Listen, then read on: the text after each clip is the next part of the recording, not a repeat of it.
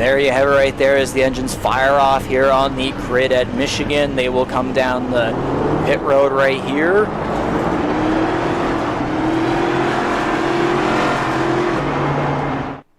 And so now we will get to the starting grid for the Wing Snob 200 here at Michigan, and we will begin with the number 17 Chevrolet, of course, Corbin McCauley right here in his new Oyster Bed Speedway paint scheme, going away from Holland College now for the time being. And then, of course, you got the number 3 of Dylan Baum there in second place in his number 3 Toyota, who, again, though, he's been a qualifying beast as of recently, especially on the super speedways, getting that pole back at Atlanta, of course. And now we go to the second row. There we go. The number 21 Chevrolet, and Matthew Patek starts in third place, winning at Atlanta 2 weeks ago. And then there's the number 1 of CD Magram, who, again, went for a wild ride back in Atlanta, but he starts in fourth place right there. So hopefully he'll try to rebound again. He still finished fourth, but, again, stuff happens. So, yeah. All right, we move on to row number 3 now. Jose Mercado rounds out the top 5 in his number 41 Chevy. Another guy that you could potentially look at, finished third at Michigan last year, I do believe. Let me just pull that up. Yes, third at Michigan last year. And another guy that I highlighted in the beginning, Hunter Young, he'll start sixth in his number 77 Ford. Moving on to row 4 now. We've got the number 13 of Jared Ireland, who's going to start in 7th. And alongside him, the number 29 Ford of Jonathan War will begin tonight's race in 8th as he looks to claw back a little bit of a gap. And now moving on to the next row right here in 9th place, we got the number 36 Chevrolet, Michael Wolford, who is the second driver, again, after I mentioned Jason Butler earlier, to sponsor Wing Snob. And he's also actually, no, yeah, he'd be technically the only Michigan driver in the field now, as Scott Bailey's not participating tonight. And then there's number 7 Chevrolet of Andy Hurdle rounding out the top 10 right there. And if we move on to the next row here, we got, again, as you mentioned, Jordy, the winner of Michigan back in 2020. That was the number 23 Chevrolet of Ryan Gibson in 11th place. To his side will be the number 64 Chevrolet of the 2021 NASCAR Series champion, Darcy Ford. Moving on to row 7, we've got another one of the dark horses that you mentioned there, Riggs, in the form of Jason Butler. He'll start 13th tonight, and he's got reigning Earl Ross Cup champion Ty Higginbotham for company. He'll start 14th in his number 97 Toyota. Moving on to row 8, we've got series founder Dan Cudmore, fresh off that third-place finish a couple of weeks ago at Atlanta. He'll try and replicate that from 15th, while he's got Mike Marini for company on the outside in 16th.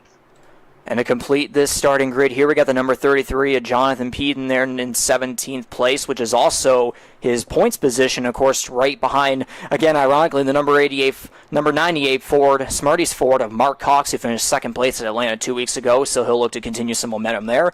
And to cap it all off, on the final row, we have a pair of rookies here in the number 6 Ford of Justin Belmonte in 19th, and then rounding out the starting grid, or the grid here, the number 15 Toyota of Kyle Knoll. And interesting to note, it doesn't look like either of them posted qualifying times, so we'll see how they're able to get through the field. We don't really have a read on them. And there it is right there. The green flag is out. We are underway with the Wing Snob 200 here at Michigan International Speedway. And I probably should put it on the ticker that we are at Michigan. Yeah, it might help. There we go.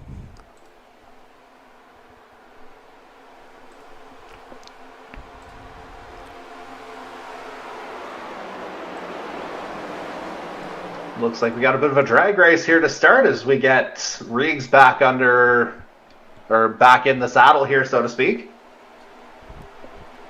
I know, all good, just letting the cars do their thing, just trying to figure things out here. But Dylan Baum, the number 3, is going to lead the first lap of this race.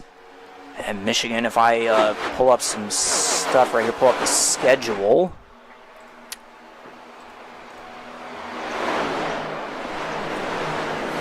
Yes, it's a 100-lap race. 24, 34, 42 are the stage lengths here. It was originally 130 back in Atlanta, but we're using 100 here at Michigan, so that'll be an interesting thing to keep an eye on here, of course.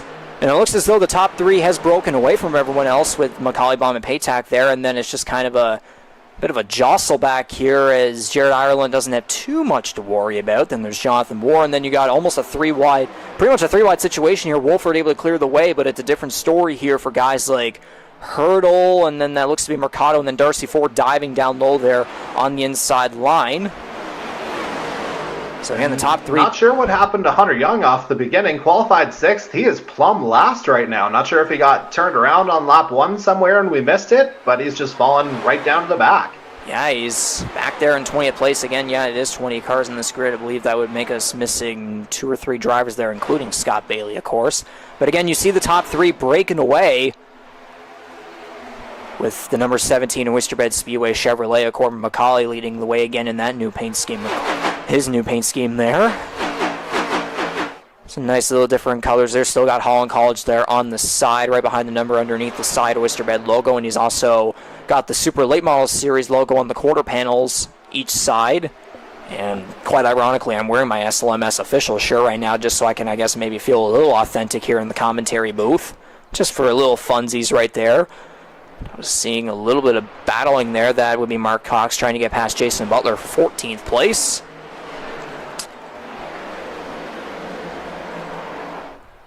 And yeah, it's just kind of single file through most of the way here on the high side. And then, yeah, Cox is now going to pull in behind Butler. Back here, you're going to have Jose Mercado and C.D. Magram going at it for 16th place. And that's a big drop as well, because Mercado, he was in the top 5, I believe, qualified 5th. It was somewhere up there. Yeah, I know you were talking about that there.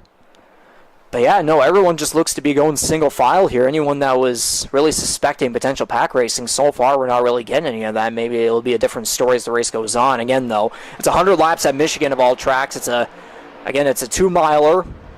It's got swooping corners, long straightaways, and again, just anything's possible. We kind of seen that as the season's gone on, and now we see Matthew Paytek, again here, the winner at Atlanta 2 weeks ago, trying to make something happen here against Dylan Baum, trying to carry on some momentum there after finally getting his first career victory. It's good stuff to see there from the 21. Now it looks as though we are getting a little bit more packy back here. Look at Michael Wolford trying to use the high groove right there looking for 9th place, but he'll settle back in 10th. And there's Ryan Gibson there, the 2020 race winner. Right behind him, just under the top 10. He'll look to go to the inside of Wolford to try to get to the bottom here of the top 10.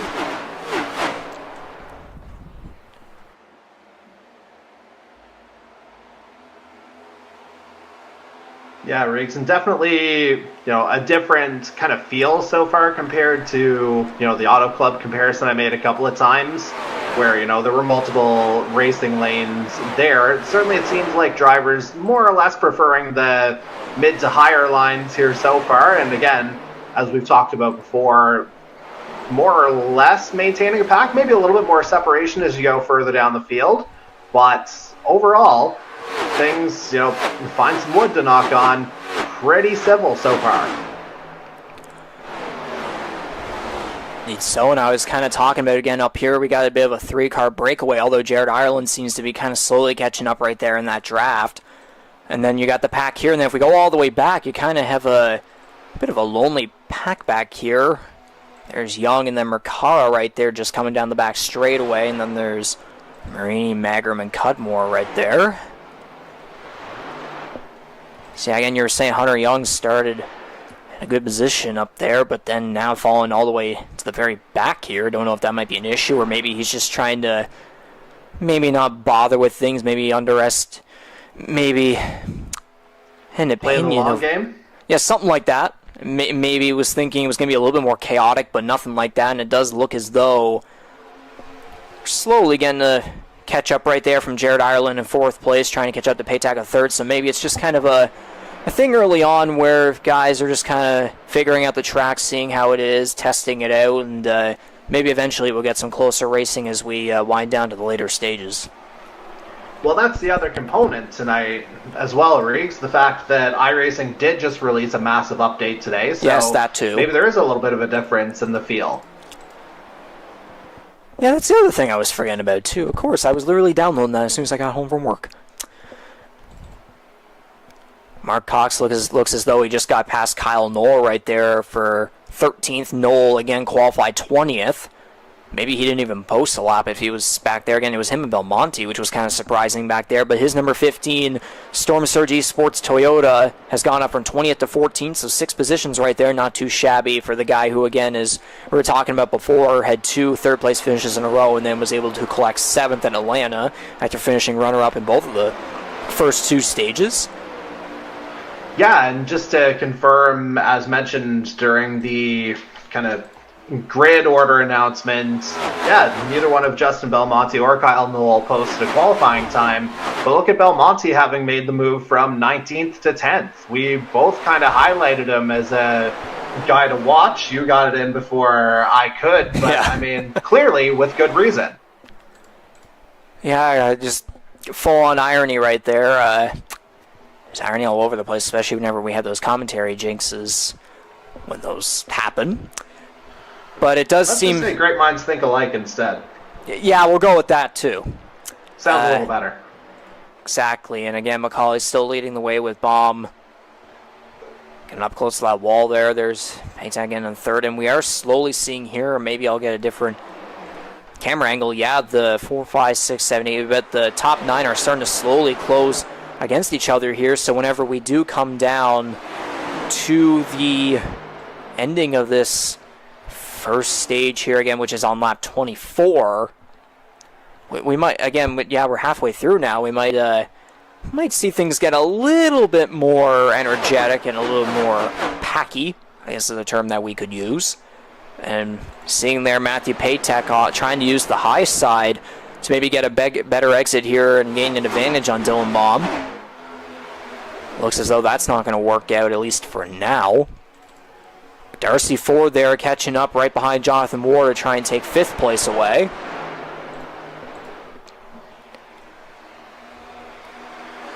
And will he be able to clear him? No. You were saying? I was going to say potentially a little sneaky move there from Ford to try and take the lower approach. But of course the danger of that is he ultimately files in behind War again. The potential danger, again, it is kind of a pack-like nature right now.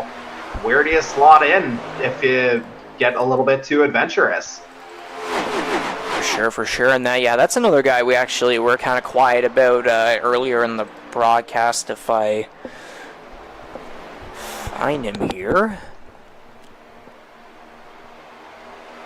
There we are. Yeah, it's definitely been an interesting campaign here for the number 29 of Jonathan War, of course. His finishes coming in at 17th and 9th, 13th, 12th, 17th, and 21st. Hasn't qualified above 11th just yet. He did qualify 11th back at Chicagoland. But again, though, a guy that, just has pretty much always been an underdog, a midfield driver, but he has shown the pace. I believe he even showed it at Atlanta, too, being up in the top 10 stuff, and we're seeing that here. He's actually in the top 5, although Darcy Ford's trying to take that away with the inside line. So again, Ford sliding up really hard there. They're going to make contact barely on that high groove, and that's going to cause Ford to fall back. That might cause Andy Hurdle to gain an advantage there, along with Ty Higginbottom right behind. But again, though, I was talking about Jonathan Hoare, who, just kind of those details. Maybe you might have a little bit more insider info coming from your experience in past seasons. Yeah, for sure. So, Moore, he's a guy that, he's been decent in the kind of pack racing / super speedway environment. Yeah. His debut in Season 2, as a matter of fact, he was potentially on course for a win, but he got caught up in one of those Daytona glitches in NASCAR Heat 5 on the last lap, ultimately finished second. But, again, he was a guy who demonstrated that, he is capable of running toward the front. He's had some misfortune here this season so far with, a couple of DNFs early on in the season here. But, the fact that he's still within striking distance of, a playoff spot, he's got a little bit of work to do over the next 7 weeks, to be sure. But, he's, got the potential to do it. And fun fact here for you regarding Jonathan War, obviously the 29, a bit of an homage to Kevin Harvick, and the guy he's running side by side with, Darcy Ford, his father-in-law, Michael McCarville, who we actually had on a broadcast for the Season 1 finale previously worked for Stuart Haas Racing. So an interesting little tie between those two. A lot of things coming full circle right there. And again, yeah, to the 29, Jonathan Moore there sponsoring Busch Light. And also Mobile One as well. So, I mean, no surprises there. Almost ran the wall there. And I think Jared Ireland may have just had a moment there coming off of turn 2. I wonder what that might have been. One of the things that we were talking about there before the race. There you see it. Seems like cars can get loose pretty easily here on this Michigan layout, particularly with the new update. For sure, for sure. And there's been a lot of battles going on back here as we see Ryan Gibson sliding up in front of Mark Cox. I believe Daniel Cudmore was in a few instances of battles there. And then see Michael Wolford back here in 16th. Marini just coming off of turn 4 along with CD Magrum and Jose Mercado. Hunter Young actually just went a lap down. This car just really doesn't have much speed again. My memory is not good tonight. What was the starting position, if you remember?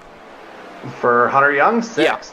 Yeah, it was 6th. Now dropping all the way back to 20th, so definitely not fun. There's trouble off of turn 4. Or it sounded like it, at least. It sounded like someone got loose. So we'll have to see what happened here. Oh, War came down. Oh, Ford almost turned him. Hurdle got into the back of War. But they're all able to keep it going. Higginbottom went for a little bit of a slide in the grass. Or I don't know if I would say slide, but the left side of the car all in it right there. But very close call right there between all those 4 drivers. That definitely could have been worse. But they're all still ultimately, keeping it straight. Though, everyone kept it in the same direction. And that's all that matters. We're seeing a bit of pack stuff going on back here. As Hunter Young continues to keeps dropping like a feather. Cox leading the way of that pack in 11th with Peyton Gibson and Jason Butler in there. Again, a guy I was talking about there, Jason Butler, was actually in 9th place. But now he's dropped back to 14th. And there's a guy like Kyle Knoll who's actually jumped all the way up to 9th. And then Belmonte in 10th, of course. Again, those 2 guys not posting a lap. And now as we're seeing here, actually, pit stops getting underway. Maybe the pit stops were already getting underway, although only 1 car's lap down. But anyways, a bunch of cars coming in this time right here as there's actually 3 laps to go here in this first stage. So very late pit stops coming here.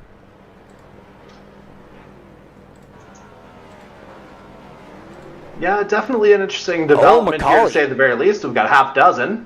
I think McCauley may have jumped the stall just a little bit. That might have been a massive mistake on his end. That's going to cause Jared Ireland to get ahead of him. And we got our token appearance from the iRacing Pace Ghost car there. Indeed, and we are going to have a bunch of other cars here coming down the pit lane. So that's Andy Hurdle. And I believe that's Jonathan War back there as well. So they'll be coming down the pit lane. And now if we go back onto the track here, Dylan Baum is leading the way, so maybe he'll try to go for stage points rather than making a pit stop. I believe I was hearing earlier from some drivers about the concern of drivers potentially losing, like running out of fuel before the end of the stages, so if there's a case of that, then hopefully that doesn't happen again. There's the flashback to Auto Club where we had that little fiasco with Jose Mercado winning a stage, and then, stuff happened after that. It very much did, but again, we'll see if Dylan Baum can remain the beneficiary here. He's got, what's that, a 4-second gap, or is that even more? 6 seconds. Yeah, it's 4.5 seconds over the 21 of Matthew Patek, again, the Atlanta winner. So it looks as though coming off of turn 4, he's actually going to dip to pit road. I guess technically he could cross the start-finish line in pit lane, could he not? But that would be weird. That's not true at all, because Matthew Patek just took the lead, and it looks as though he's going to get the stage victory. Yeah, maybe it's hard to kind of read a guy's mind, but you have to wonder if maybe there was kind of a losing track of the lap counter, perhaps? Because that is a very strange decision otherwise. Well, and there's the caution right there, so that does it for this first stage, of course. So, looking back at this, if we go back to Dylan Baum, it looks as though he's going to hang on for 9th place, so that will give him 2 points right there.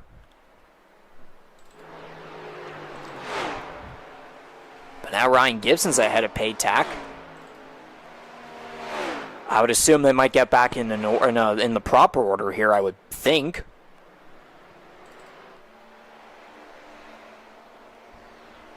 Yeah, interesting decision there, to say the very least, from the number 3. It's something that I'd be interested in pursuing.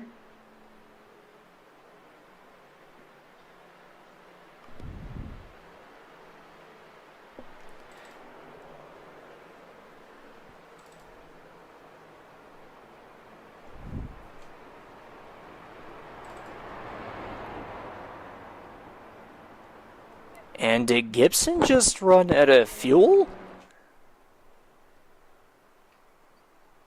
Did you just speak it into existence? I'm very confused right now.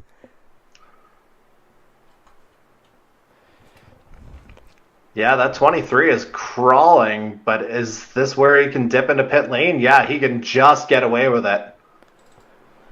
Paytack headed in as well. Yeah, just give us some time here, folks. I'm gonna try and figure things out here to see what's actually up here. So, don't go away here. We will be eventually back with the second stage.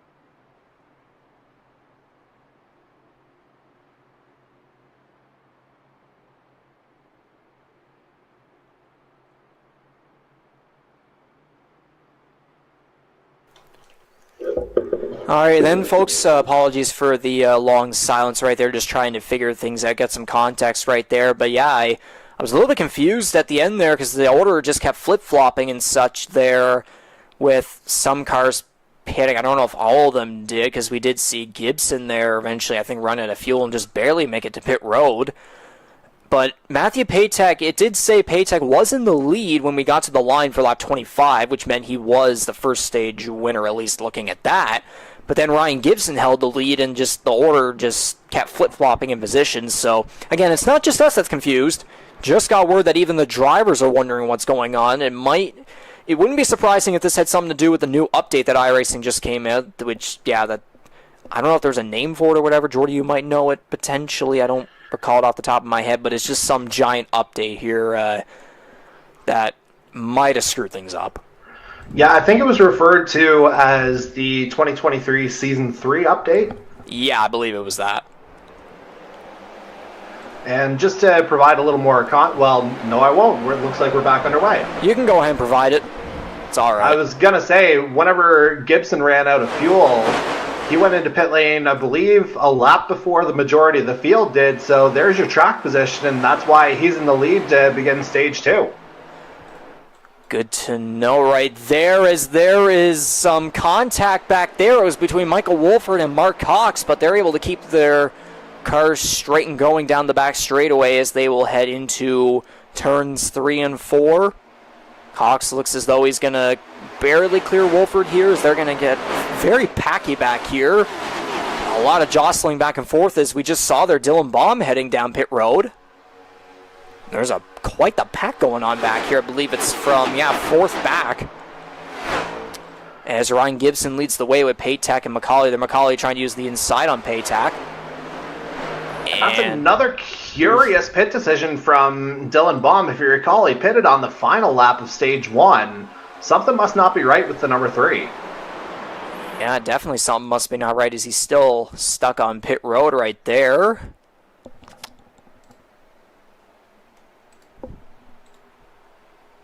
Again, it's just good to know that it's not just us that's confused about all kinds of stuff there, but we'll just get right back to the pack racing here. Again, stage 1, we saw a lot of separation there, and then slowly cars got back together, although then eventually we had to get to pit stops, of course.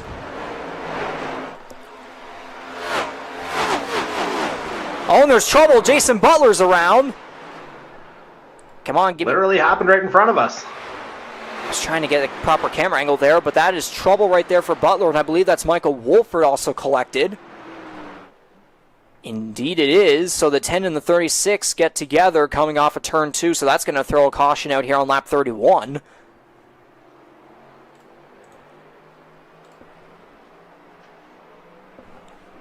And again, we had an interesting angle of it right off the kind of live action. I'd love to see another kind of look, though. We've got the time. Oh, yeah, no, we'll get back to this one here. Get the ticker off. Let's get the chopper look at it here. Yeah, Wolford all the way up against the wall, and then Butler comes up. Hurdle with the contact there doesn't help, and whoa, Jonathan War! Oh, my goodness, he did save the car. Wow.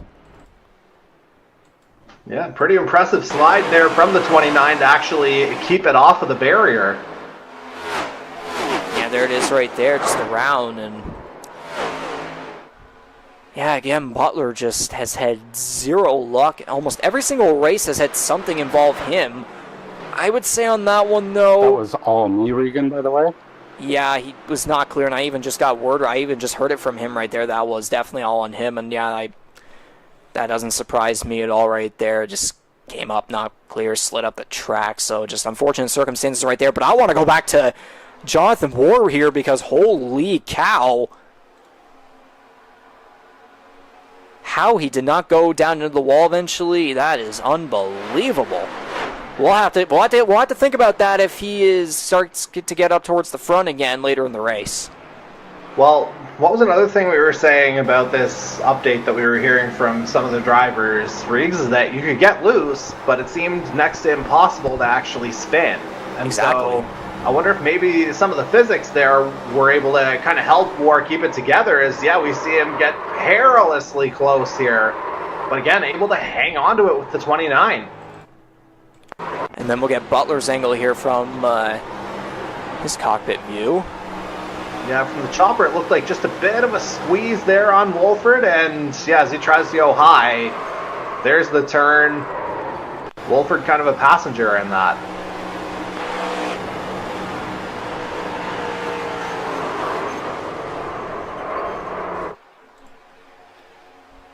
So yeah, a bunch of different things going on there with Butler and Wolford on the wall, and then Jonathan War making quite possibly the save of the century right there.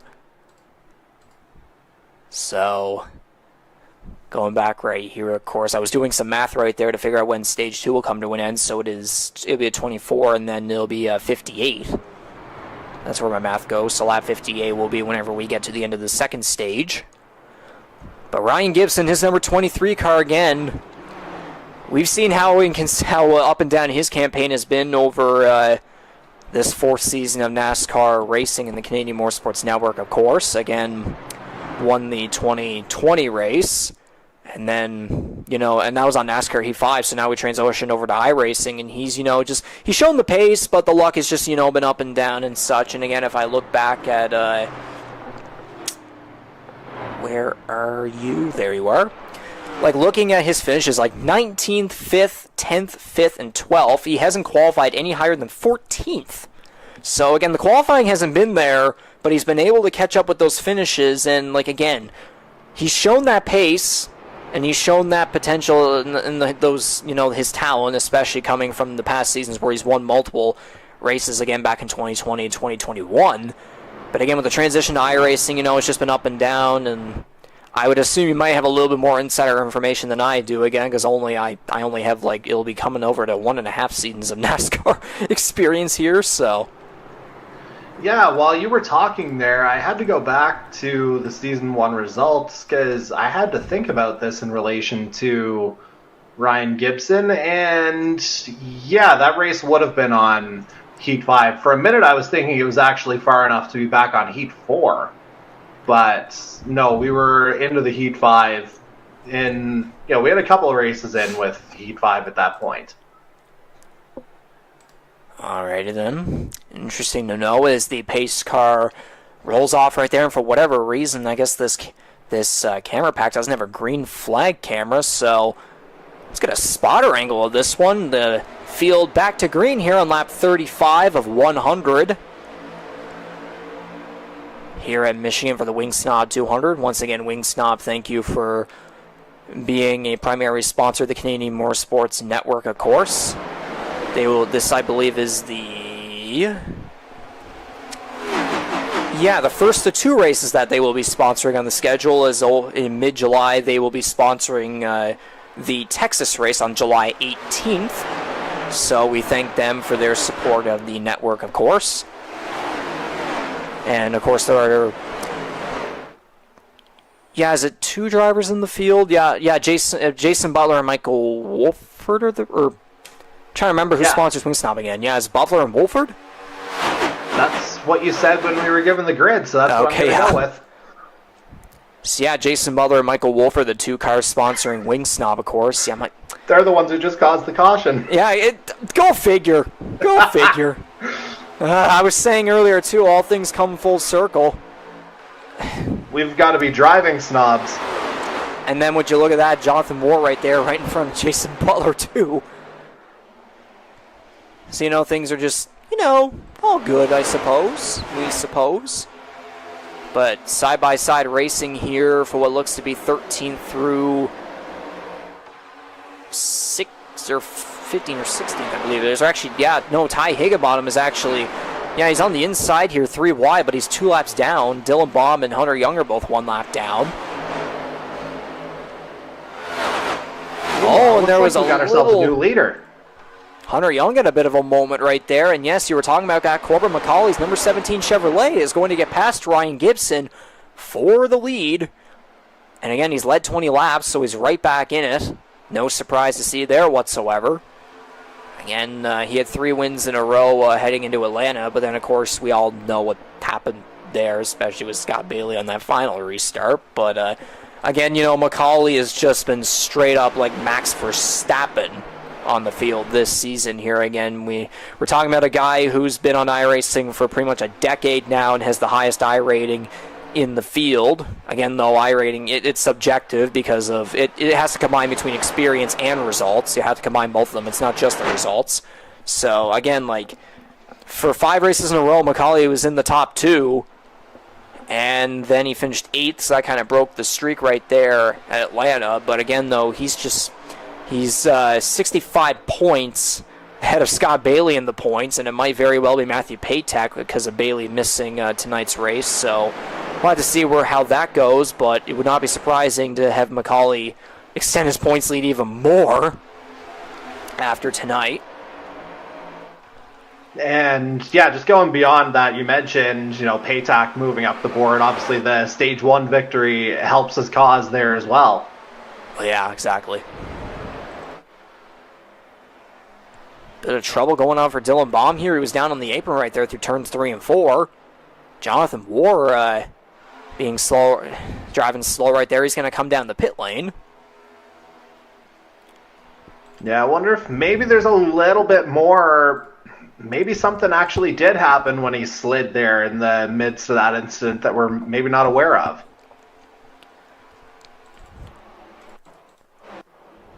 And obviously that would continue. Oh, yeah, there was something that happened. It was with Kyle Knoll. There was contact here, maybe, or did... Okay, yeah, War got loose and then went down into Knoll.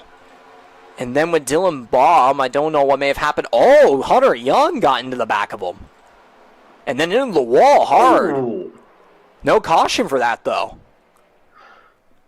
Well, I guess they got, off the actual track surface, mostly. So, keep them moving, so to speak. And it looks like that'll be a broken that might be a broken suspension there for Young, because it definitely looks as though his front tires are kind of had a bit of an angle going on there. That might be my eyes deceiving me, though. But we'll get right back to the action here, of course, on the track. McCauley's still leading the way. There's Justin Belmonte there just outside the top 10, 11th. It's actually Jason Butler here in 10th. So definitely rebounding from what happened earlier. Hunter Young now just coming off a pit road, and we see a battle here for third place. Ireland sliding up into that middle groove. As Mark Hawks, wow, the number 98 Smarties 4 trying to carry on and continue that momentum again from the second place finish that he had at Atlanta, which very much helps his playoff causes, of course. Because again, though, right on the bubble, right in front of Jonathan Beaton of all drivers, and it looks as though we might get a 3 wide. No, Ireland's going to drop back behind Cox. And then there's Darcy Ford right there battling Ireland there for that 5th position, but he's going to now slide up behind in 6th place. So, again, a guy, Mark Cox, he's been... in previous races before Atlanta, I believe it was even at Las Vegas, he showed the pace for even a podium. But again, the luck just hasn't been perfectly there for him. But again, that runner-up finish at Atlanta, especially finishing there after qualifying 20th of 21 cars, that definitely is going to give a guy like him confidence, especially considering he hasn't raced here in the series since 2020. So it's been a while, but all that I've been saying there, it's just all about momentum and confidence there. And I'm sure you would know that too. I was going to say, clearly, in Mark Cox's case, I know he'll love the shout out here, but clearly he's found a formula in his, MC Race Lab as we're under yellow. Let's find out why. Jonathan War's on pit row, but I don't know if that's what this is all about. Because he had been going into pit lane previously, if you recall. I am seeing nothing here. I'm probably giving motion sickness to fans by swapping around the car, so I apologize for that. But maybe Jonathan Moore had something happen? Coming off at pit road.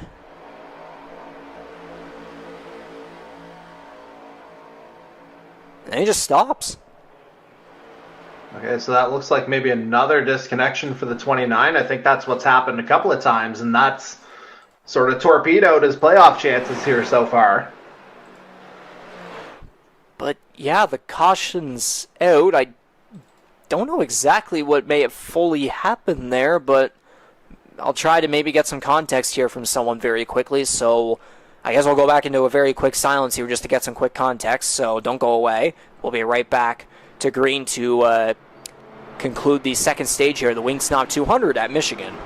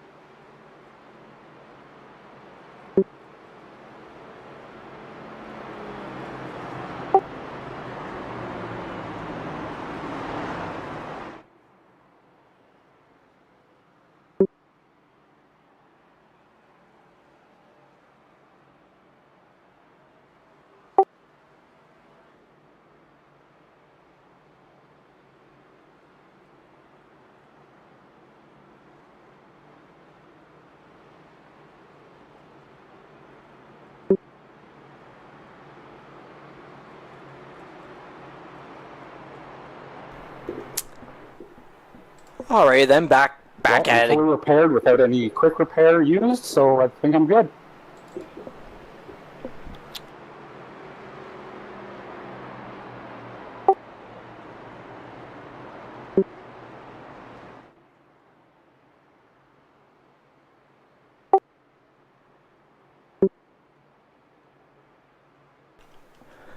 Okay, I was about to stop the silence right there, but then I heard a little bit more stuff there. But now we can finally break it.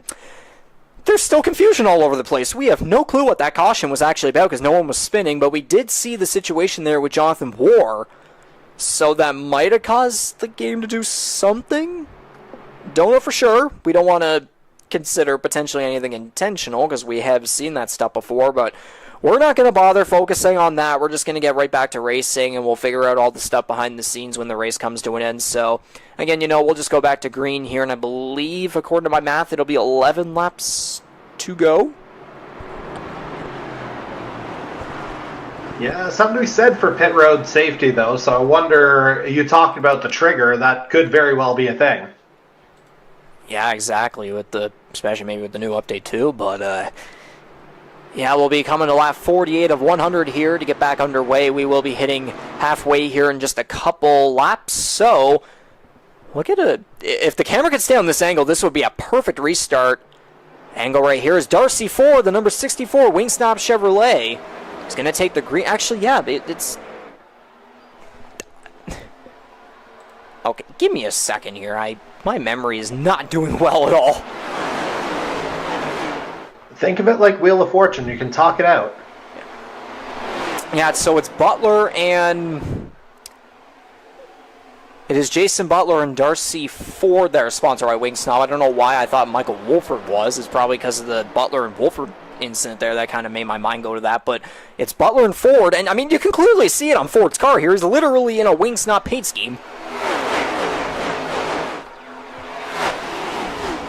Yeah, next time I head up to Edmonton, I will have to hit up a Snob location because they've got a couple there. You go right ahead and do that, of course, but now we're really seeing a lot of jostling here up towards the front as Corbin McCauley retakes the lead with Ryan Gibson, 2020 race winner, right behind. Whoa, and there's some car that just had a bit of a loose moment. That's number 41 of Jose Mercado, who we've seen had plenty of loose moments in recent races, especially at Homestead. I'm not going to go any further on that one. But as we get back to this one, the top three seem to have kind of broken away there in the single file line, with Kyle Knoll up in third place. Not too shabby there from the rookie points leader. And it's a three-wide case here for fifth place between Andy Hurdle, and now it's not 3-0 anymore, but it was Hurdle, Ireland, and Mark Cox, as Ireland's going to try and clear Hurdle, and he's barely going to do that one. He hurdled him. Sure. And now Belmonte's going to get very close there on the left rear quarter panel of Mark Cox, diving down to the inside. He almost, 98 almost slid up into pay tack right there, but we're getting a lot of action here as Belmonte slides up in front of both Cox and pay tack to get himself into 7th place. And we are officially halfway through the race here on lap 51 of 100. And we have 8 laps to go in this second stage. And now Ryan Gibson and Corbin McCauley are going to be battling side by side here off of turn 2 for the lead. If they continue to battle side by side, this might give Kyle Knoll the opportunity to draft up and possibly get into a battle with them. And you even see, oh, there's contact! Pay tax around. Yeah, that's Big Orange spinning. And he spins it it back. Another caution. He spins it back fully around. He's able to keep the car straight. But the Atlanta winner had contact from someone there. I mean, he's gone back straight, so I wouldn't panic too much there. And we just saw a Canada flag on American track. But then again, though, we are close to the Canada-USA border, so we'll just have to clarify that context right there, of course. But yeah, caution out here late in stage 2 for the number 21 of Matthew Paytack. So we're going to go back and see what happened with him. So from the chopper angle here, he was side by side with Justin Belmonte. Oh yeah, Belmonte came up, not clear, and he spins Paytack right around. rear wheels getting the grass, but Patek's able to keep that one going, and someone got very close with him. That was Mike Marini. So we'll just see that one more time. Oh, yeah, CD Mankerman had a loose moment down there as well. But notably, kept all 4 tires on the track this time. I wonder if that actually might have been a case of netcode.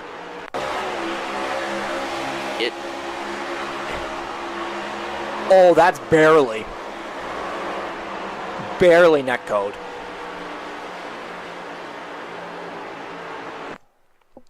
Yeah, if we get another slow angle here, yeah, there wasn't full contact, but then eventually it was.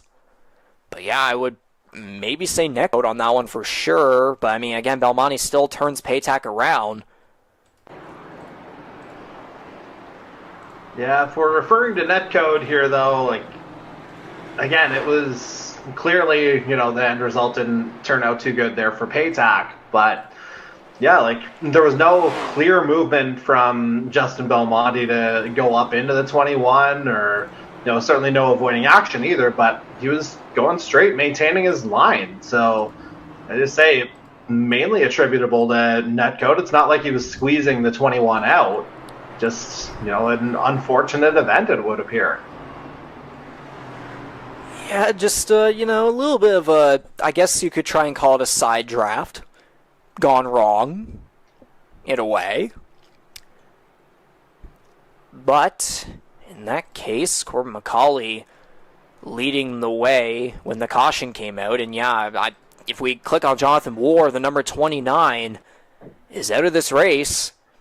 Now 13 laps down, so that's very unfortunate again for, a guy who as you were talking about with some details there with your insider info from past seasons. Of course, again, the guy that's just been up and down, kind of a midfield guy, an underdog who's been very fast on the bigger tracks, particularly the super speedways, the plate tracks. But unfortunately, the number 29 Ford from Ulster Park, New York, in his 3rd year of racing in the Canadian Motorsports Network NASCAR Series. Unfortunately, 20th place at Atlanta, he's going to, or 21st place, sorry, and he's going to finish 20th here, so that's 2 finishes in a row where he's going to unfortunately finish last, so it's just hasn't been good for him. And if I look at the driver's standings here very quickly, War was 9 points behind the playoff cut line heading into tonight's race, but now he's definitely going to end up dropping way further back, especially with a guy like Jose Mercado, who is 8 points behind him. So I can only imagine he'll probably end up dropping to at least 20th at best, maybe 19th, but it'll be somewhere around there. But either way, regardless, just not good. Yeah, just a rotten run of luck, it would appear, with connections. Like, that's, I think, as far as we can go with that, because again, there's been a few DNFs now kind of mid-race. So yeah, unfortunately, it appears to be a bit of a pattern here for the 29. Hopefully he can get that rectified here in the second half of the regular season to get himself back into contention for the playoffs. But obviously, as the races tick off, less and less time to make an impact. I mean, I'll say it time and time again. We still have Talladega and a second race at Daytona to get through, and that second one will be at nighttime. And I'll also even point out North Wilkesboro, which, yeah, I believe, which one will that be? Yeah, Wilkesboro is the 3rd to last regular season race. It'll be the first race in July, and then it'll go into Texas and Daytona. On July 11th, it's the NASCAR Throwback 150. So, again, with all these, pretty much every single race from here on out, we're going to expect hot weather, which means, again, grip is going to be nothing. And if we're going to a short track like North Wilkesboro, then I would even add that into the category with Talladega and Daytona, just because, pure chaos. And again, it's a short track. You know what can happen with that, of course. And also no stages at North Wilkesboro and that either, too, yes. Back to green. Exactly. And yeah, of course, we are back to green here as everyone heads down the back straight away. We will be coming to 3 laps to go this time around in the second stage. Hopefully this time around we can have a little bit more of a non-confusing order this time around. As we see a 3-wide situation here between Cox, Ford, and Jonathan Peaton. So Ford drops back to the bottom of the top 10 here. He'll still try to use that middle groove against Jonathan Peaton. Mike Marini and Matthew Patek going at it as Patek tries to make his way back up right there. Pete and Ford battling side by side down the back straightaway. Shades of Season 2 in Vegas. Indeed so. And then there's a battle up here. Andy Hurdle using the high side against the Mill Groove Justin Belmonte, who of course has 2 victories this season coming at Daytona. Daytona. Yeah, Daytona Auto Club. Yes. That's why I'm happy to have you here. But yeah, that'll be 2 laps to go in the stage as Corbin McCauley leading the way by 0.3. It'll be 0.4 now. Still the battle going on back here with C.D. Magram trying to... Or no, he'll clear Andy Hurdle, actually, to get into 6th place. Mark Cox will go down to the inside of Hurdle, and now Magram... Oh, Cox is going to dive very low right there into turn 3. That might cause him to lose a run. Here's Jonathan Peden. Looked to almost go in the middle there, but he's going to stay behind Cox. Now go to the high side behind Hurdle as the white flag is out for stage... it is out for stage 2 here on lap 58. As Corbin McCauley leads the way. Again, 38 laps led of the 58 laps, so that would be, I believe, 20 right there that he has not led. And Ryan Gibson had a loose moment there off the corner, but he's going to save it. He's going to drop back to 4th. But he's able to keep the car going. And thus, coming off the final corner here, the number 17 Oyster Bed Speedway Chevrolet Corbin McCauley is going to take the stage 2 victory for sure this time around. Kyle Knoll will take 2nd, Jared Ireland 3rd. I believe Gibson is going to be the one to take 4th, or Belmonte does, either one. I think it'll be Belmonte actually in 4th. Gibson 5th. C.D. Magram is going to come home 6th. Andy Hurdle 7th. Jonathan Peden 8th. Mark Cox will get 9th. And look at that. Daniel Cudmore in the number 2 Ford, rounding at the top 10. That 1 extra point. Not too shabby. Yeah, sometimes you don't have to be talking about them early. Just they show up when it matters. And Dan Cudmore, grabbing another point.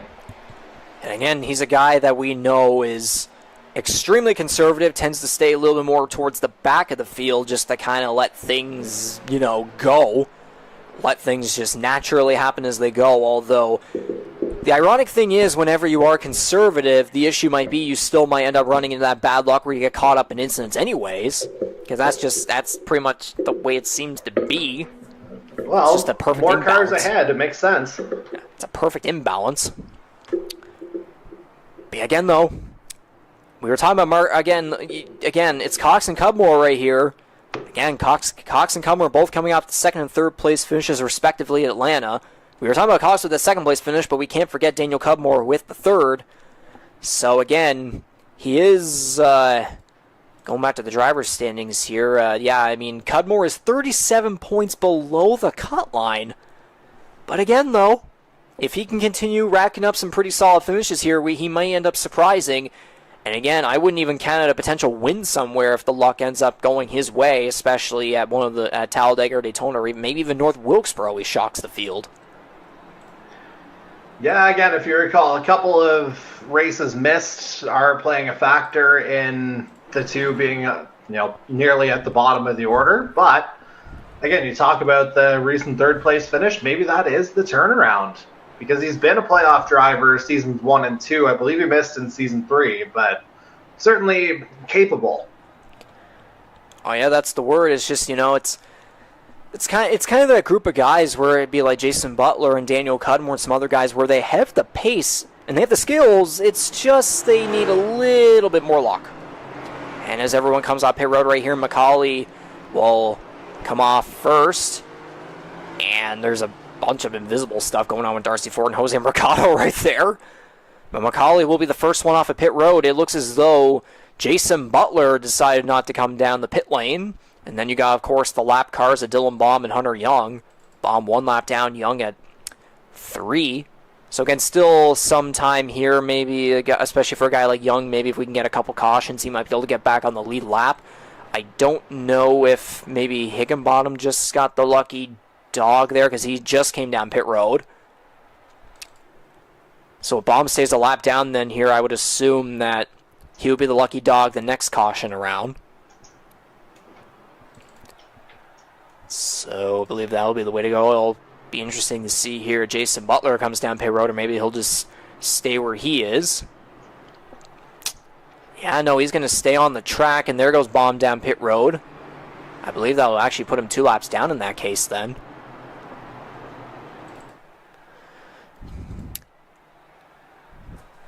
But yeah, that'll be getting us to 39 laps to go here on lap 62 at 100. Jordy, what are your give me your overall thoughts on how this race has gone on so far? And again, going back to that the picks that we had for who to keep an eye on. Are there guys, on your list that you're still kind of keeping with, or maybe do you have some new guys that you want to add on to the list? So, I mean, it's been a tale of 2 stages so far here, right? Clean stage 1, a few incident-related cautions in stage 2. And yeah, just kind of looking at the list here, Justin Belmonte, he's 5th right now, but ran kind of mostly 9th, 10th for a good chunk so far. And I mean, he's done a good job getting through the order here, having not posted a qualifying time and effectively started from the back of the field. So he's done a decent job on that front. And, he could be a guy who's a factor a little bit later on. Obviously, Hunter Young has had a string of bad luck here so far, a couple laps down now. So, a guy I was thinking of a little bit, but maybe didn't want to get too cliche with it, I was actually thinking of the 15 of Kyle Knoll at one point, and he finds himself in 3rd as we get close to stage 3 beginning here. So that might be one I swap out, the 77 for the 15, and yeah, don't count Ryan Gibson out here. Again, winner in season 1, led a good chunk of stage 2 tonight. He could be a factor at the end. I'd be surprised if he's not. Actually, yeah, I think Noel's actually the guy I was thinking of personally, but then you stole that one, so I guess that's what I get for stealing Belmonte out of your hands before we got the race underway. But speaking of underway, that is indeed what the third stage is like, and there was a close call there, I think, between Noel and McCauley, and Ryan Gibson has another moment. So does Jared Ireland, as they both drop back. Yeah, this one a little more costly than the last. Gibby down to, where is he, 13th? I think Mercado just gave a little bit of a push there to Cudmore on the high side, but that doesn't affect them any bit by the looks of it. Well, I mean, he's received a push in the past, so maybe turnabout's fair play. I don't know. And a bit of a disappearing moment there for Cudmore, but he's able to keep it going. And then there was another one there from a guy up here. I think that might have been Peaton. But look at this. The number 10 of Jason Butler, he was on my list. He's up to 5th. Or, I mean, he was 1st, but he's down to 5th. I probably should say it that way, as there's, again, another moment for Jared Ireland. I believe it was contact off a Higginbottom, but he's able to keep it going, and then he almost tapped right on the left rear quarter panel of the number 97 car. And I don't know if you saw it as we were with Butler. It was almost a bit of a cut in front of Mangrum there as well, whenever he tucked back in, so that got a little hairy. Indeed it did, and now hopefully we don't get a jinx here for things to happen, but, we'd like to shout out our other sponsors. We've already shouted out Snob, of course, but we want to shout out our sponsors for the Canadian Motorsports Network, of course, being about that. Oh, come on!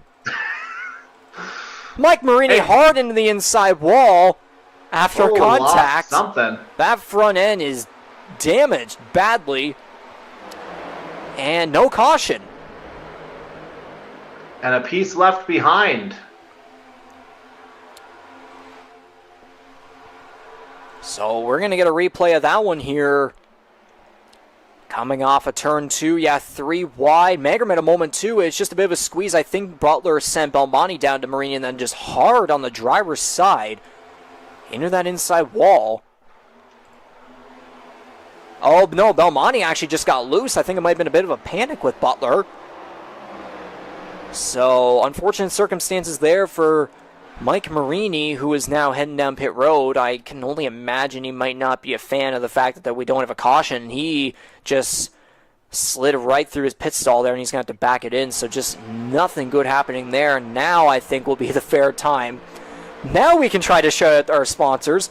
Holland Hurricanes, Kyle's Fried Chicken, Rampage Coffee Co., of course again Wing Snob, GTR, and then of course the guys who provide our custom cameras, TrackCams22.com. We thank them for providing these custom cameras that emphasize and enhance our broadcast here for this fourth season of Canadian Motorsports NASCAR Series Racing. Again, after all the stuff on NASCAR Heat 5 and now being on the iRacing service, it provides us a lot more, so we will get underway with the TrackCams22.com. Crank it up.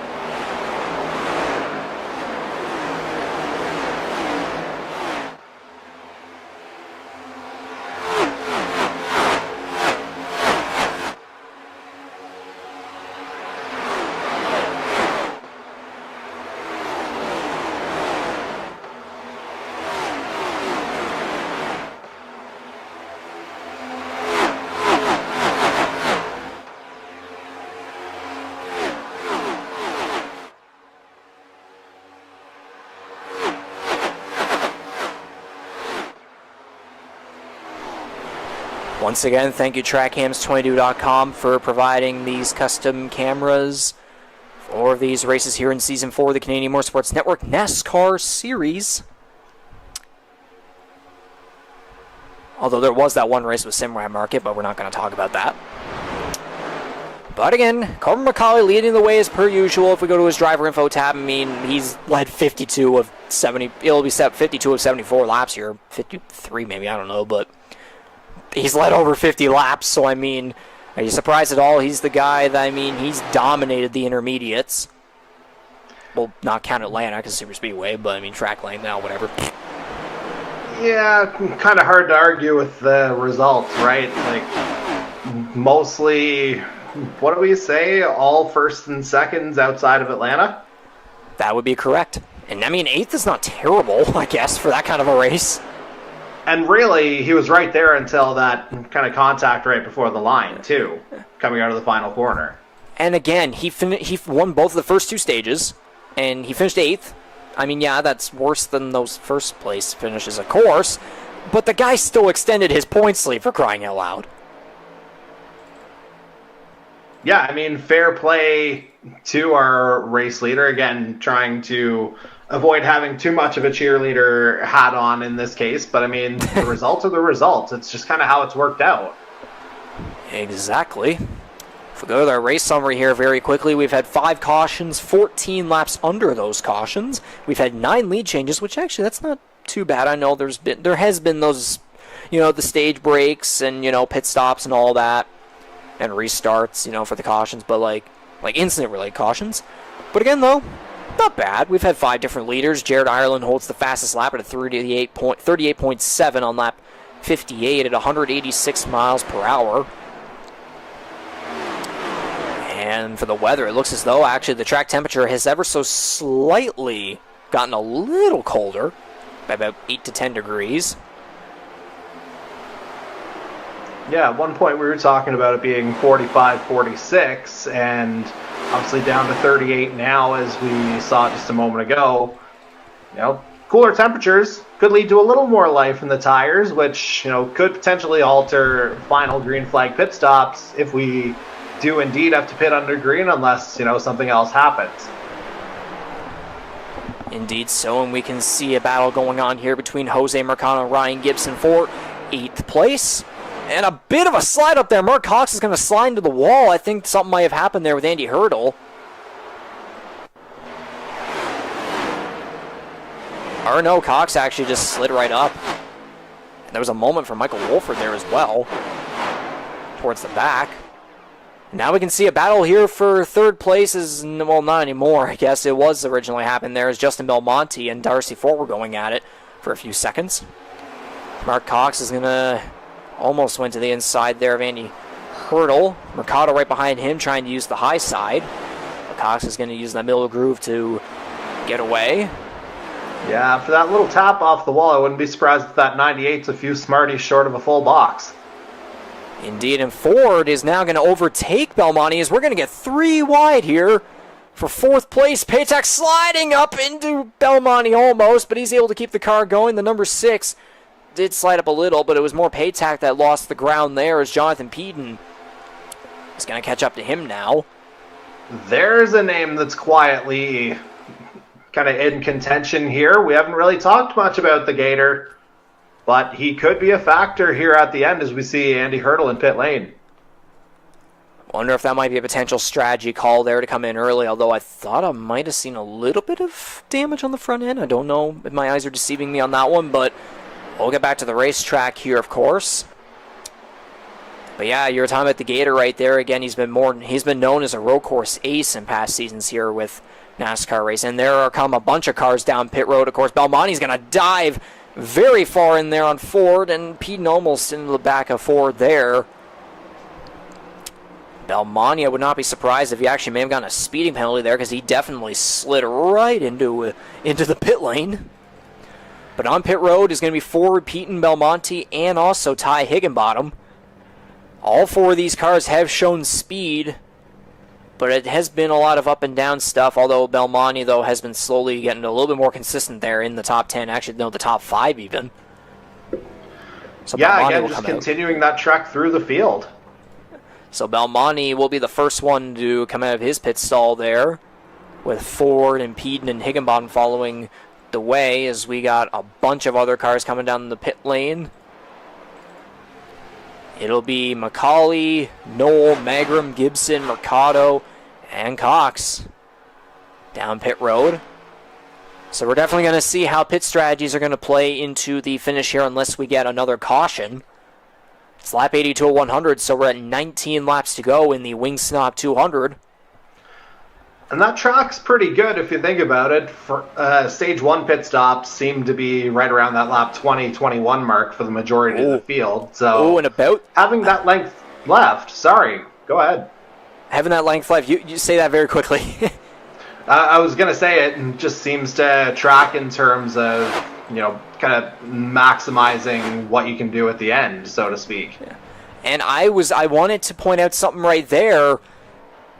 Kyle Knoll beat out Macaulay. Did he go for 2 tires? Wouldn't be the first time. No, that would not be the first time, and it would not be surprising there. I might go back here very quickly just to see maybe if we can check on that. Just very, very quickly. We'll see if we can get a very quick angle here.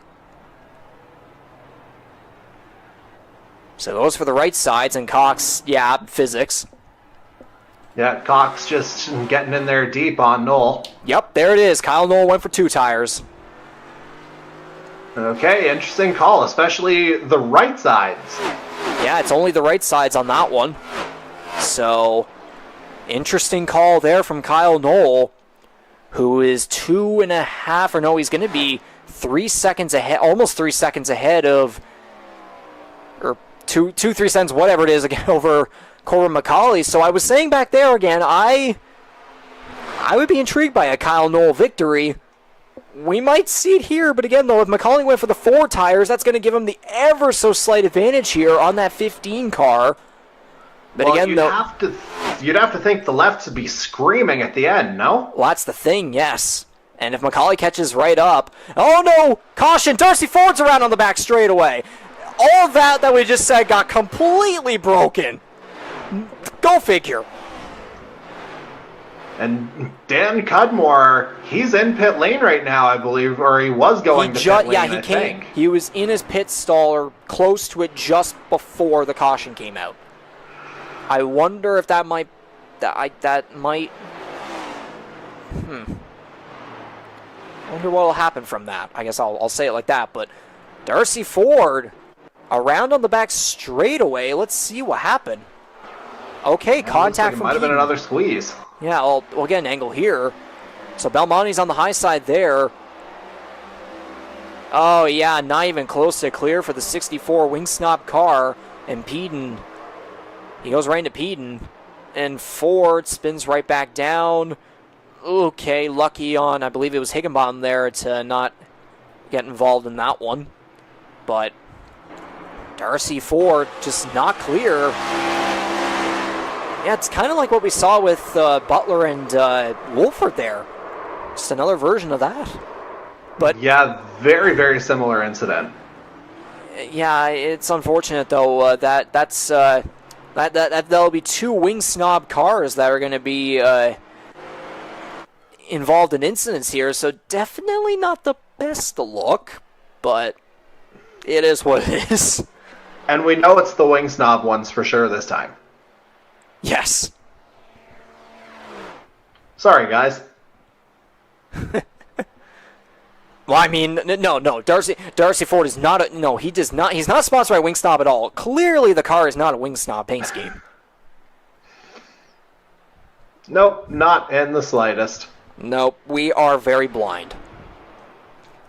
I don't know if you would have seen the episodes of Wipeout back in the day, but the one who completely missed the pole as she was trying to jump onto a platform and just falls 30 feet into the water below. Yeah. Same kind of blindness here. And I would think the term blind might also be the case for the officiating system from Mike Marini. He'd agree with that. Yeah. Again, I'm still baffled by why that. We're both baffled by why that wasn't a caution. Yet we had that one earlier about potentially having to do with Jonathan War on stopping at the pit exit there. But we go back to Mike Marini right here. He's still in this one. He is in 18th, so I would assume he did use his fast repair. And again, we're at 15 laps to go. We're coming to 14.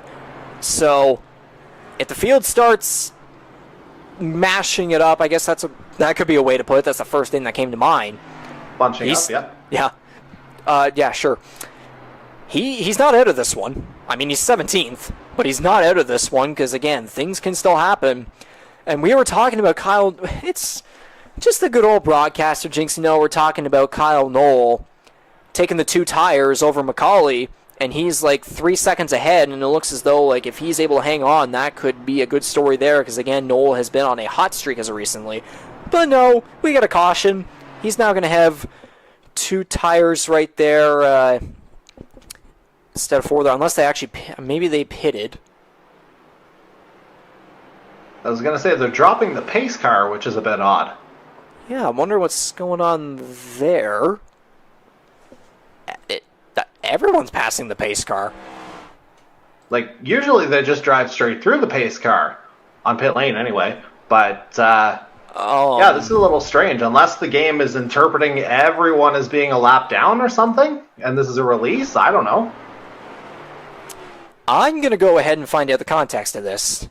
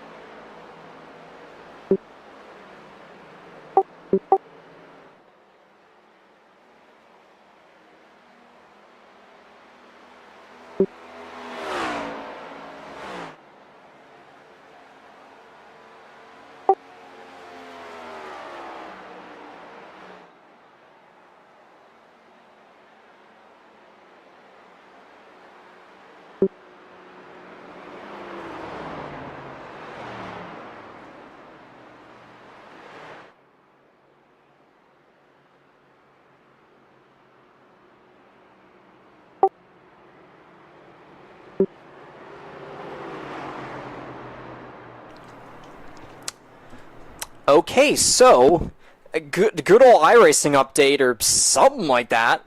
All the drivers were told to pass the pace car. And I wanted the pace car to win. And yeah, the green flag has of course been delayed, so I would assume we're probably going to be going green with 10 laps to go. So it's that good old late restart. So good old late restart shenanigans coming up here at Michigan International Speedway. And I was going to make another point here, too. I was talking about Kyle Knoll being up here. Look who's 4th. And 5th. I mean, we were looking at Dan Cudmore. He pitted as things went yellow. Indeed he did. So that may have worked an absolute treat for him. But I do wonder if that might be well, the caution did come out, and now they've only been... They've been at pace speed, so I don't know if there would be that like a 0.5% disadvantage, but the only way the way we'll find out is by witnessing this restart here. And again, like, you got a guy like McCauley who we know how he's been this season. Then you got Kyle Knoll, who has been, I don't know if I would say overdue for a win, but he's been on a hot streak as of recently, that's for sure. Have to manually double knocking file on the door start, for sure, because it's telling us to start in single file. Okay, I've just been told that they're going to be manually starting double file because they're being told to start single file. I mean, it's ironic how, there's the big giant iRacing Season 3 update today, but they're not going into deployment and like shutting down the service for like maintenance until tomorrow night. So if that's where all the issues are supposed to be fixed, then yeah, this is all great timing. Jordy, what were you going to say?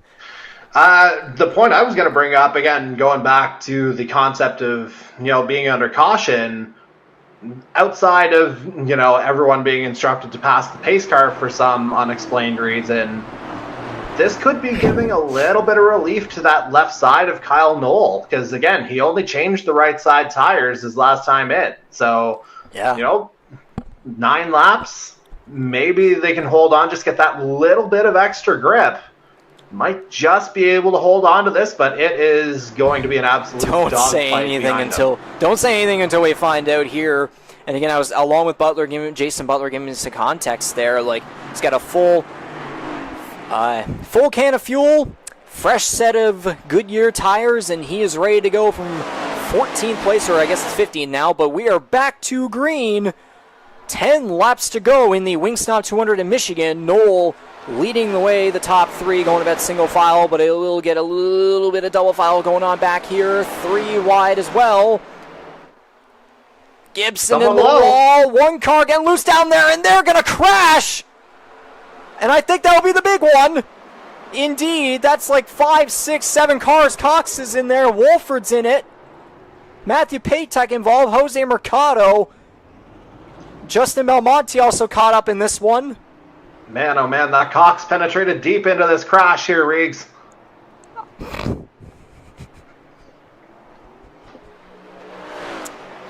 Mark Cox. No comment. Mark Cox.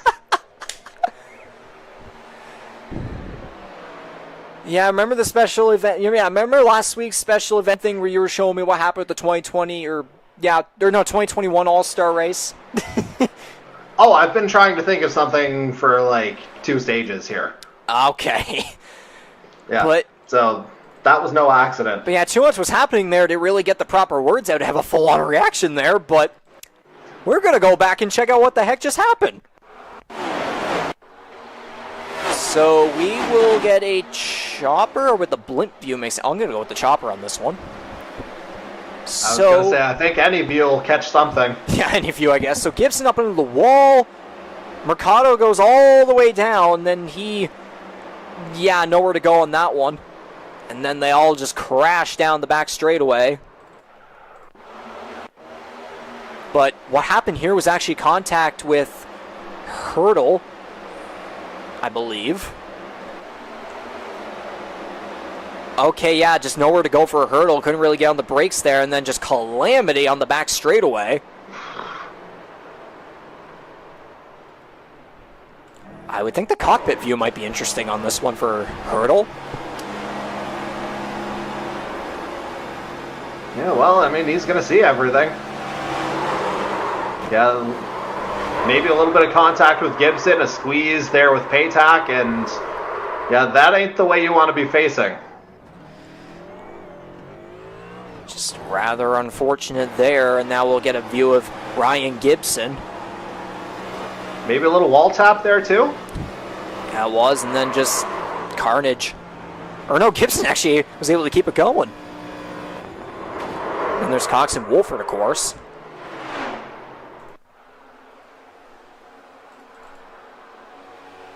But yeah, the big one strikes with 10 laps to go in the Wingsnop 200 at Michigan.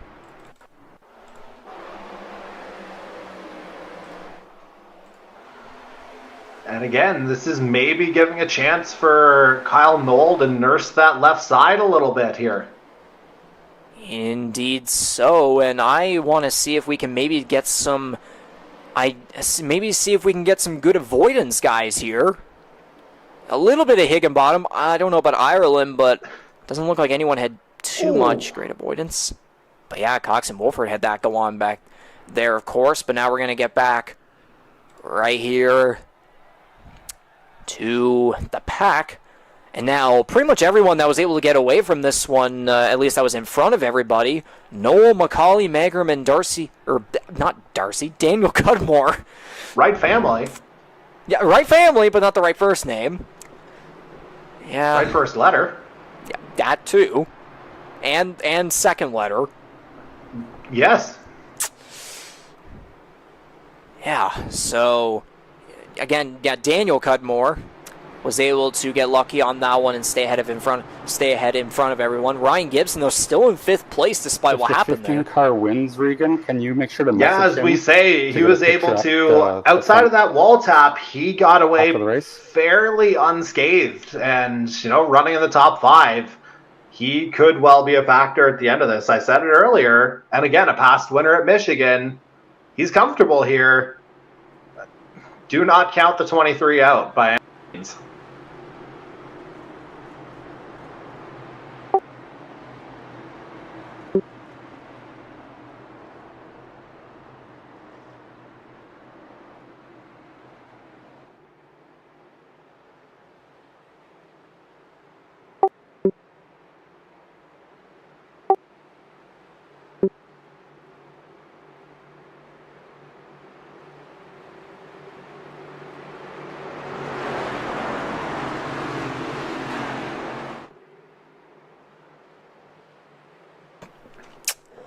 Yeah. Alrighty then, folks. It'll be a 6-lap shootout to hopefully solve the Wing Snob 200. And about that, they're going to crash at the start-finish line. Yeah, they're off. No, they're not. Nope. Oh, and Hurdle and Paytech. I don't think Paytech had anywhere to go on that one as Hurdle came right back up the track. And we, I guess, had a little more of a minor version of the 2020 Busch Clash, if that's a reference that we can use. I think you just did. Or that one truck race a few years back where they crashed at the start-finish line on some late restart. But cautions breed cautions here at the end. So we're going to have to see what the heck happened on this one. I think Ford tried to go in the middle and then just wasn't clear or something. Okay, Mercado and him got together there. Man, oh man, at this point I wouldn't be surprised if NASCAR calls in Burn Mylander for these last couple of laps. So we'll get this one more time very quickly here. I mean, yeah, Ford, yeah, they kind of... What would be the term on that high side? There's a term, I know it, but I don't. Jacked up something? I was going to say, one more look might dictate that. Because if you look at Dylan Baum, and then just, yeah, carnage. Stacked up. They stacked up, that's the term. And then Hurdle, oh, ow.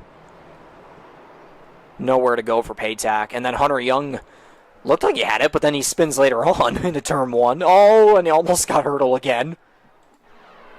I mean, the other thing there, the fact that it's literally right off the restart, some of those cars ahead might not have been up to speed yet. Others behind would have gotten there. Easy for that to happen. Bang, bang, bang, bang, bang, bang, bang. Yeah.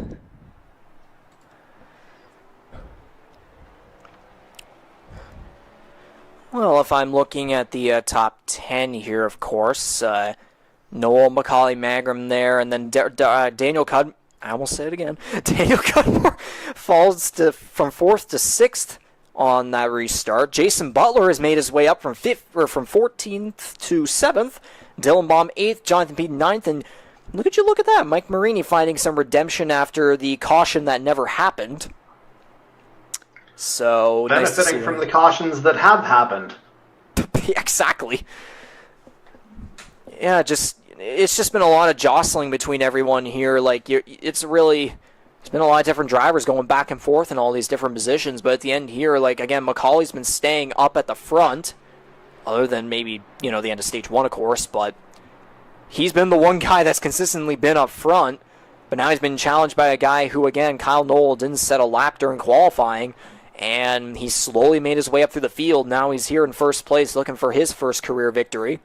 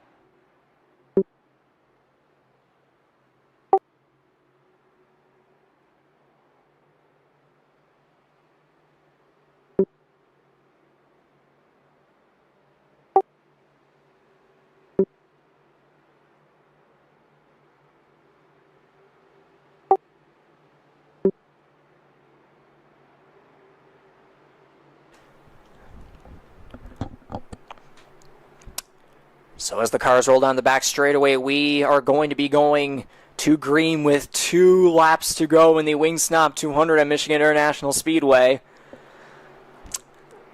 Expect about anything, I guess.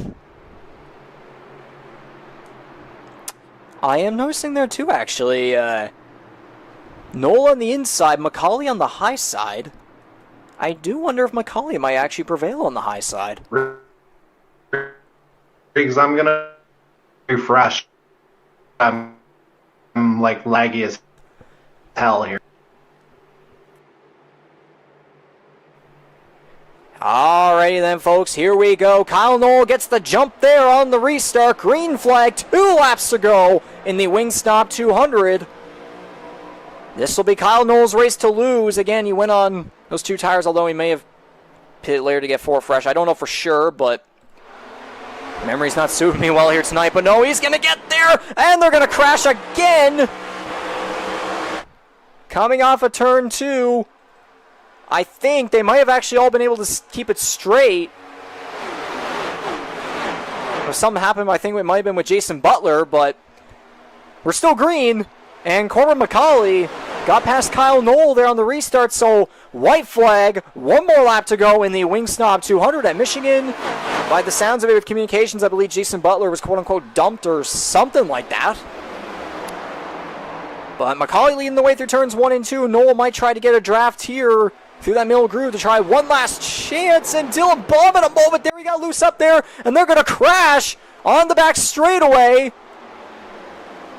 Multiple cars involved in that one, but we're going to stay green to try and get back here to the checkered flag. McCauley leading the way, looking for his 4th win of the season. And coming off the final corner, the number 17 Oyster Bed Speedway Chevrolet is going to go to victory lane and win the Wing Snob 200.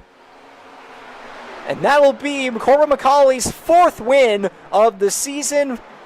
And that will be 4 wins in the last 5 races, including tonight. He prevails over the rookie Kyle Noel in tonight's race. Get a more scenic view as we will take a look at the unofficial results here, wherever they may be. There they are.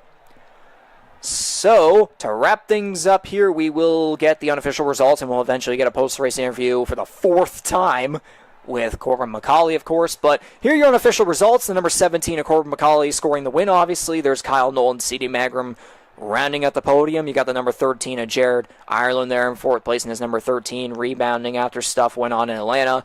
There's the number 23 of Ryan Gibson, the 2020 Michigan race winner, coming up with the top 5. Not too shabby there. There's defending series champion Ty Higginbottom there in 6th place, and his number 97. Mark Cox and Daniel Cudmore will finish 7th and 8th respectively, so those 2 cars will finish 2 positions in a row for a 2nd week in a row.